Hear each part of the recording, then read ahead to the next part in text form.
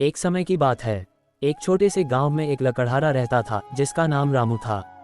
रामू बहुत ही ईमानदार और मेहनती व्यक्ति था। वह हर दिन सुबह सुबह जंगल में जाकर लकड़ियां काटता और उन्हें बाजार में बेचता था। जो कुछ भी उसे मिलता उसी से वह और उसका परिवार अपना गुजारा करते थे। रामू का जीवन साधारण था, लेकिन वह अपनी ईमानदारी के लिए गांव में मशहूर था। एक दिन जब वह जंगल में लकड़ियां काट रहा था, अचानक उसकी कुल्हाड़ी उसके हाथ से फिसल गई और पास की नदी में गिर गई। रामू बहुत परेशान हो गया। उसकी कुल्हाड़ी ही उसकी आजीविका का एकमात्र साधन थी। उसने नदी के किनारे बैठकर सोचा, अब मैं क्या करूं? बिना कुल्हाड़ी के मैं काम कैसे करूंगा?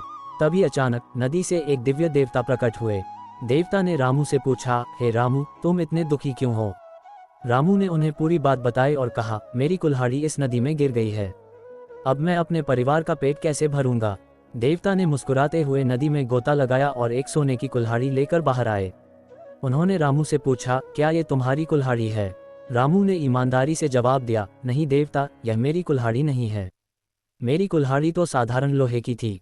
फिर देवता ने दूसरी बार गोता लगाया और इस बार चांदी की कुल्हाड़ी लेकर आए।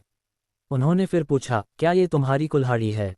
रामू ने फिर से सिर हिलाया और कहा, नहीं देवता, ये भी मेरी कुल्हाड़ी नहीं है। अंत में देवता ने तीसरी बार गोता लगाया और इस बार लोहे की साधारण कुल्हाड़ी लेकर आए। रामू की आंखों में चमक आ गई। उसने तुरंत कहा, हाँ, यह मेरी ही कुल्हाड़ी है। देवता रामू की ईमानदारी से बहुत प्रभावित हुए। उन्होंने रामू को उसकी कुल्हाड़ी के साथ साथ सोने और चांदी की कुल्हाड़ियां भी इनाम में दे दी। रामू देवता को धन्यवाद देकर घर लौट आया।